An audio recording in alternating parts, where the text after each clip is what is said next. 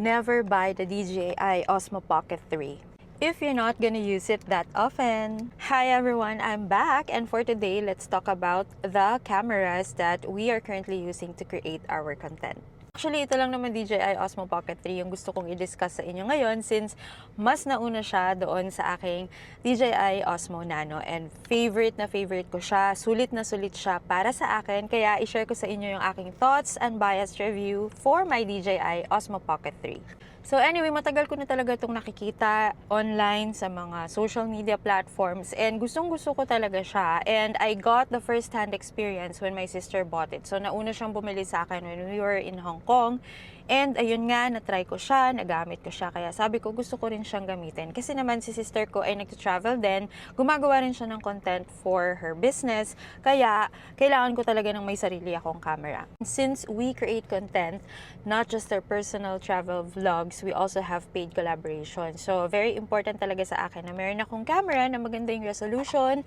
and quality yung mga content na napoproduce ko. Kasi pag may mga paid collaborations, ang hirap gumamit ng phone lang kapag gumagawa kayo ng content.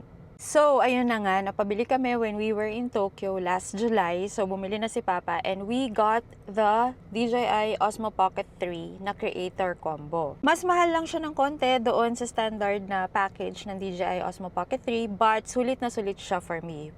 But of course, you also have the choice not to buy it. Pwede kayong bumili ng mga accessories na hindi tatak DJI.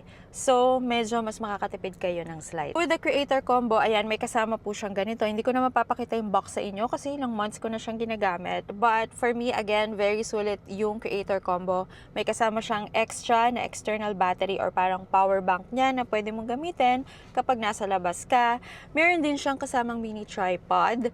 And of course, yung DJI na microphone, yung mic 2, hindi itong gamit ko. Ito kasing gamit kong mic ngayon, ito yung mic mini na dalawa na binili ko, and naka-pair siya sa Osmo Nano. So ito yung ginagamit kong microphone kapag gamit ko yung Osmo Nano to vlog, and naka-pair na siya agad.